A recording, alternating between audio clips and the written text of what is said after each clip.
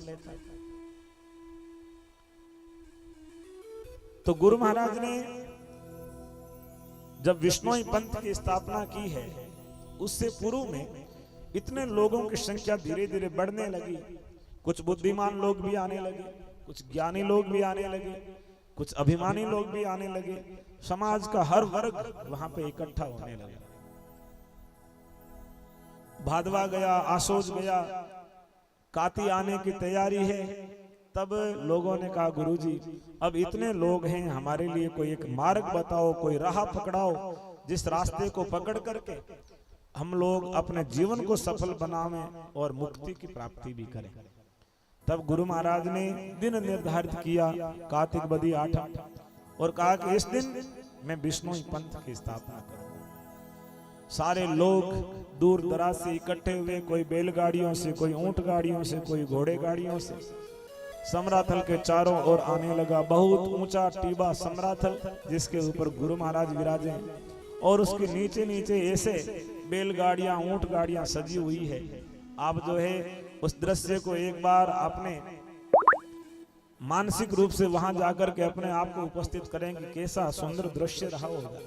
हजारों लोग, और ना कोई टेंट है, ना कोई तंबू है, सब लोग जो है पेड़ पौधों के नीचे, अपनी झाड़ियों के नीचे, और सूर्य उदय के साथ, ना अब ज्यादा गर्मी है ना अब ज्यादा सर्दी, ऐसा जो है अच्छा मौसम भगवान ने चुना है, और लोग इकट्ठे हुए। कार्तिक बदी 8 का सूर्य उदय हुआ, और कार्तिक बदी 8 के सूर्य के साथ में हमारे पुरखों के जीवन में भी एक नया सवेरा हुआ है। नई रश्मियां, नई किरणें उनके जीवन में आकर के पड़ी है। सूर्योदय के साथ में यज्ञ प्रारंभ किया गया। यज्ञ ज्योत प्रज्वलित हुई। यज्ञ की ज्योति के चारों ओर सभी जिज्ञासु, मुमुक्षु भक्तजन बैठे। गुरु महाराज ने यज्ञ को संपन्न किया। यज्ञ संपन्न करने के बाद में ईशान कोण में एक बड़ा सा कलश, बड़ा सा मटका रखा हुआ, जिसमें जल भरा हुआ। कलश का पूजन करना था। गुरु महाराज ने लोगों को कलश का महत्व बताया कि ये कलश इस ब्रह्मांड का प्रतीक है, और इस कलश के अंदर जल भरा हुआ है। ये पृथ्वी भी जो है जल से भरी हुई है, और ये कलश भी जल से भरा हुआ है। लेकिन इस जल को ऊपर जो पृथ्वी है, इसके ऊपर जो जीवन को धारण किया हुआ है, इस जीवन को धारण करने के लिए धर्म की जरूरत होती है। तब हम इस कलश में सभी देवी देवताओं का आह्वान करेंगे, सभी देवीय शक्तियों को निमंत्रित करेंगे, और इस कलश के ऊपर जो है पूजन करने के लिए, हाथ देने के लिए आप भक्तों में से किसी सज्जन व्यक्ति को आगे आने की जरूरत है, जो ये दावा कर सके कि मैं नेमी हूं, मैं धर्मी हूं, और जो गुरु महाराज कहेंगे उस बात का मैं अक्षरशः पालन करूंगा। इतना कोई संयमित पुरुष हो तो वो आगे आए। तब सब लोगों की तरफ से श्री पूलोजी महाराज को अधिकृत किया। कल हमने सुना था कि पूलोजी थोड़े दिनों पहले ही गुरु महाराज के पास आए थे, और आकर के उन्होंने आग्रह किया कि आप वापस घर चलो। गुरु महाराज घर गए नहीं। आज पूलोजी पहाल पे हाथ देने के लिए आगे आए हैं। यहाँ पे जो सारी चीजों का प्रतीक है, वो कहीं न कहीं अपने आप में एक बहुत गहरे अर्थ को लिए हुए हैं। गुरु महाराज जाम्बोजी स्वयं परमपिता परमात्मा है, सन्यास का, साधु का, धर्म का प्रतीक है। और श्री पूलोजी महाराज सदग्रस्त हैं। एक तरफ साधु हैं, दूसरी तरफ सदग्रस्त हैं। दोनों ने पहाल बनाया है। पूलोजी ने पहाल पे हाथ दिया है, और पहाल के मटके के अंदर जल है, और हाथ के अंदर 3 चीजें रखी जाती है। तात्कालिक जो प्रचलित मुद्रा थी, जिसको तांबे का टक्का, माला और अन्न, ये 3 चीजें हाथ के अंदर है, और जल जो है मटके के अंदर है। ये चारों चीजें मिलकर के पहाल बनने की प्रक्रिया प्रारंभ हो रही है। देखो बंधुओं, साधु और सदग्रस्त दोनों जब मिलते हैं, दोनों जब एक दूसरे का हाथ मिलाते हैं, तभी जो है धर्म और कर्म दोनों की गाड़ी एक साथ चलती है। जीवन के अंदर केवल भक्ति योग से ही काम नहीं चलता, कर्म योगी लोग भी होने चाहिए। जो सदग्रस्त लोग अपने खेतों में कर्म से अनाज उपजाते हैं, अपने उद्यम से, व्यापार से धन अर्जित करते हैं, उसी से धर्म के कार्य होते हैं। लेकिन धर्म की परंपरा के संवाहक लोग भी यदि विरक्त हो जाएंगे, यदि घर बार छोड़ करके पहाड़ों में, जंगलों में, कंदराओं में चले जाएंगे, तब जो है पृथ्वी के ऊपर इस व्यवहार के अंदर धर्म जीवित कैसे रहेगा। इन दोनों का आपस में मिलना जरूरी है। इसलिए गुरु महाराज सन्यास के प्रतीक हैं और फूलो जी सदग्रस्ती के प्रतीक हैं। दोनों ने जो है पहाल के ऊपर हाथ दे के पहाल बनाया है और कहा कि हम मिलकर के धर्म की रक्षा करने के लिए एक पाड़ बनाएंगे, एक सुरक्षा कवच बनाएंगे। और पहाल के हथेली के अंदर जो दाना है, अनाज है, वो जीवन की सबसे बड़ी जरूरत है, आवश्यकता है। उसके बगैर जीवन चल नहीं सकता। अन्न जीवन के लिए जरूरी है। दोनों मिलेंगे तब उनकी हथेली में अन्न आएगा। साधु को भी अन्न मिलेगा, सदग्रस्ती को भी अन्न मिलेगा। सदग्रस्त केवल यदि बिना धर्म के केवल अन्न उपजाना शुरू कर देगा, तब वो जो है जीवों को भी मारेगा, जीवों को यातनाएं भी देगा।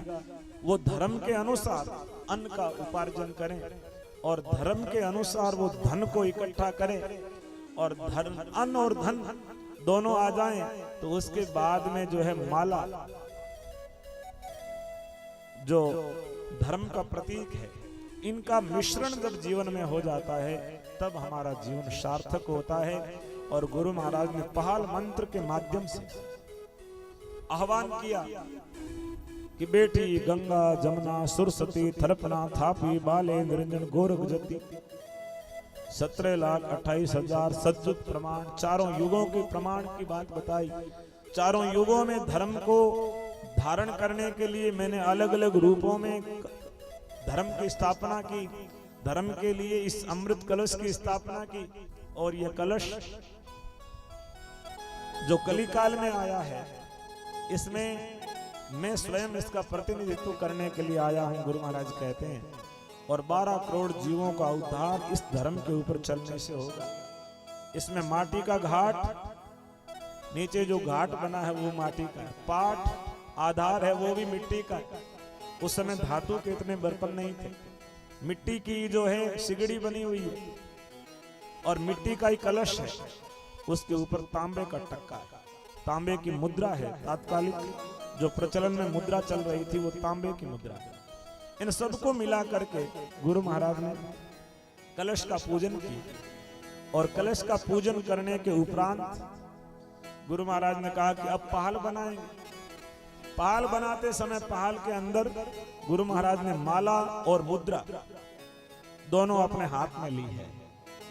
धर्म को यदि बचाना है तो केवल माला से धर्म नहीं बचेगा, धर्म बचाने के लिए मुद्रा भी खर्च करनी पड़ेगी, मुद्रा भी साथ में लगानी पड़ेगी।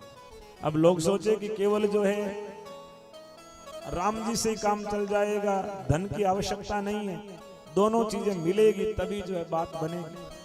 और दोनों जो मुद्रा है वो माला के अनुरूप होनी चाहिए, यानी जो धन है वो धर्म से ही कमाया हुआ होना चाहिए। अधर्म से, अनीति से कमाया हुआ धन धर्म की रक्षा नहीं कर सकता। लोग सोचते हैं कि हम 2 नंबर का काम करेंगे, गलत काम करेंगे और वो पैसे धर्म में लगा देंगे तो उनसे धर्म नहीं बचेगा। उनसे फिर जो है धर्म के स्थानों पे झगड़ा होगा, लड़ाइयाँ होगी, आपस में जो प्रतिद्वंदिता होगी, क्योंकि वो उसी भाव के साथ में पैसा निकल करके वहां से आया है। और जहाँ पे सुख शांति से, सुकून से, नीति से कमाया हुआ धन आता है, वहां पे बड़ी शांति, बड़ा जो है सौहार्द बना हुआ रहता है। क्योंकि धन भी जो है अपनी ऊर्जा को साथ में लेकर के चलता है कि कैसे नियति के साथ में, कैसे भाव के साथ इस धन को कमाया गया। और वो धन जहां जहां जाएगा वहां वहां पर वैसी ही ऊर्जा को निर्मित करेगा। तो मुद्रा और माला दोनों गुरु महाराज ने जल के अंदर घुमाते हुए अपने मंत्रोच्चार किया है। और मंत्रोच्चार करने के बाद में गुरु महाराज ने सभी देवीय शक्तियों को उस कलश के अंदर प्रतिष्ठित किया। पहाल बनकर के तैयार हो गया। नाम रखा पाहल। पाहल यानी जिसको पीने से सब चीजें हल हो जाएं, समाधान हो जाए, वो है पाहल। और सीधी भाषा में पाड़ भी कह देते हैं। पाड़ का मतलब, पाहल मंत्र की एक उक्ति है कि नेम तड़ाई नेम जड़ नेम के जिम में पाल, यानी नियम की तलाई हो, नियम का जल हो, तब उसी नियम के जिम में ये पाहल रहता है। यानी अपने धर्म को रक्षित करने के लिए एक जो पाल बनाई गई है उसी का नाम पाहल है। गुरु महाराज ने हाथ में जल दे करके, चड़ू दे करके इस बात का संकल्प दिलाया कि आप 29 नियम रखोगे तो आपको मैं चड़ू दूंगा। लोगों ने कहा हम रखेंगे। तब भगवान ने हाथ में जल दे करके इस संकल्प को दोहराया और लोगों ने इस संकल्प को अपने जीवन में धारण किया और उस पहाल के माध्यम से उनको ये शक्ति प्राप्त हुई है। पहाल बहुत ताकतवर है, बहुत शक्तिवर है, क्योंकि पहाल में मंत्रों की शक्ति होती है। मंत्रों की शक्ति से अभिमंत्रित जो जल है, एक जगह आया कि पहाड़ गति गंगा तणी जेकर जाने को, गंगा जी के जल में कोई जीव नहीं पड़ते, और यदि विशुद्ध अंतःकरण से विधि पूर्वक पहाल बनाया गया है तो वो पहाल भी आप बर्तन में डाल के रख दो, उस पहाल में भी कभी भी जीव पैदा नहीं होते हैं। ये पहाल की शक्ति है। उस जल के अंदर इतनी शक्ति आ जाती है।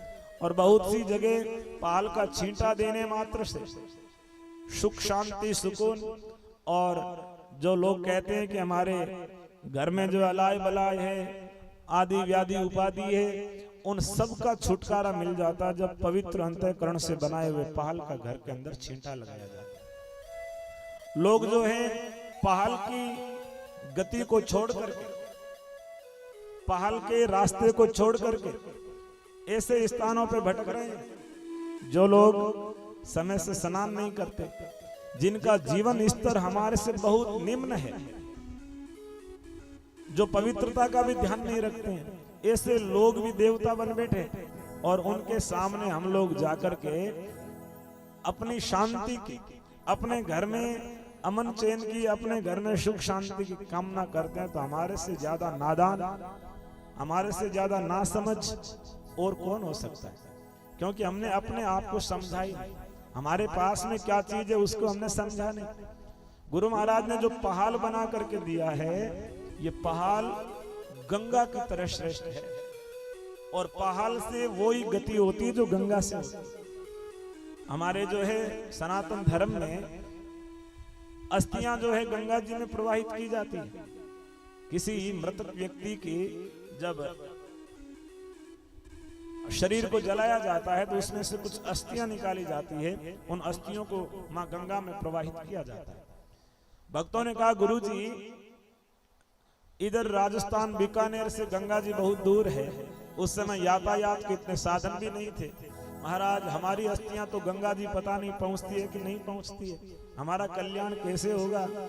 गुरु महाराज ने कहा कि ये जो पहाल है, ये जो गति गंगा प्रदान करती है, वही गति पहाल का छींटा लगाने से आपको हो जाएगी। आपको गंगा जी जाने की जरूरत नहीं। तो कितनी शक्ति है, कितनी ताकत है पहाल में।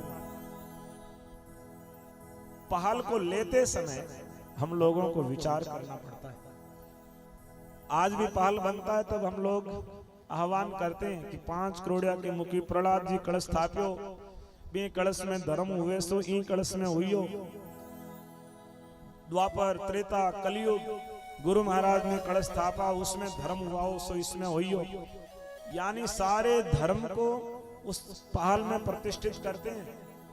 लेकिन क्या हम ये विचार करते हैं कि जो चढ़ू, जो पहाड़ हमारे पूर्वजों ने लिया, वही पहाड़ मैं लूंगा, वही संकल्प मैं लूंगा? हम खुद जो है उस संकल्प को नहीं देखते, हम खुद की तरफ नहीं देखते हैं। चारों ओर दूसरी सारी चीजें सही चाहिए, लेकिन मेरी क्या जिम्मेदारी है, मेरी क्या ड्यूटी है, मुझे क्या करना चाहिए, इस बात का हम ध्यान नहीं देते। और जब तक हम खुद के बारे में विचार नहीं करेंगे, तब तक हमारा चारों ओर का परिवेश सुधरने वाला नहीं। एक गांव में एक मेला लगा हुआ था, तो मेले में बहुत सारे लोग आ रहे थे। एक व्यक्ति बड़ा बिजनेस माइंड का था, तो उसने एक तंबू बनाया बड़ा सा, और उसके बाहर एक बड़ा सा बोर्ड लगाया और लिख दिया रिश्ते ही रिश्ते, यहाँ कुंवारे मर्दों के रिश्ते कराए जाते। फिर तो कहने ही क्या थे, सबसे ज्यादा भीड़ जो है उसी तंबू के बाहर लग गई। लोग जो है बूढ़े बूढ़े 40-40, 50-50 साल के वहां पर आवेदन भर रहे हैं। उसने आवेदन की शुल्क रखा हुआ है कि इतना शुल्क भरो और रिश्ता देखने के लिए जो है हॉल के अंदर प्रवेश करो। एक व्यक्ति जिसकी उम्र 50 के लगभग रही होगी, उसने सोचा कि क्या हर्ज है यदि इस उम्र में भी शादी हो जाए। वो अंदर प्रवेश कर गया। अंदर गया तो वहां जाते ही 2 दरवाजे सामने मिले। 2 दरवाजे मिले तो एक के ऊपर लिखा हुआ था कि सुंदर पत्नी, दूसरे के ऊपर लिखा हुआ था ठीक ठाक। उसने सोचा कि इतना लंबा इंतजार किया तो अब तो सुंदर पत्नी ही मिलनी चाहिए, तो वो सुंदर वाले दरवाजे में प्रवेश कर गया। आगे गया तो फिर 2 दरवाजे आए, सेवा करने वाली पत्नी और सेवा कराने वाली पत्नी। उसने सोचा कि भला इस उम्र में भी सेवा करूंगा तो फिर करवाऊंगा सेवा कब, सेवा करने वाली पत्नी। उस रास्ते में चुना। आगे गए तो फिर 2 दरवाजे आ गए। एक दरवाजे पे लिखा हुआ था गीत सुनाने वाली पत्नी, एक पे लिखा हुआ था गालियां सुनाने वाली पत्नी। उसने सोचा अब मैं गालियां क्यों सुनूंगा, गीत ही सुनूंगा।